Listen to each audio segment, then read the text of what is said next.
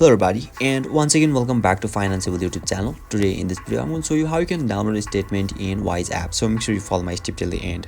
First thing first, I assume that you have already downloaded the Wise app and already logged in.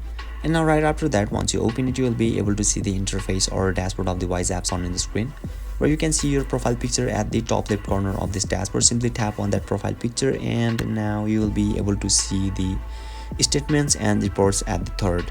So simply tap on that option and now you'll be redirected to the another section where you can see it is written download statements and reports, and just down below it you can see two options. First one is standard statement and another one is accounting statement. So let me tap on the any of the option because the process is gonna be same, but to show you a demo let me tap on the accounting statement first.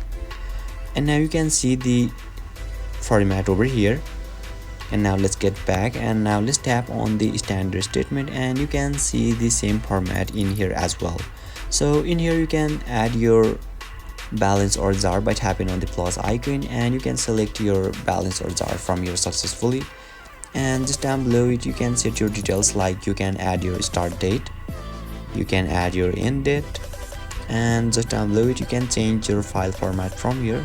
So once you tap on it you can see three options. First one is PDF, CSV, and last one is Excel.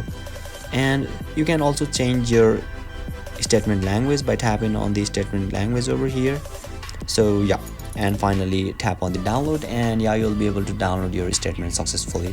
So basically this is how you can download a statement in Wise app, and if you still encounter any issue during this process, feel free to leave a comment and I'll be happy to assist you. If you found this video helpful, please give it a thumbs up, and if you are new to this channel, make sure to hit the subscribe button and set the bell icon to on so that you can stay updated with our latest content. Thank you for watching and I'll see you next time.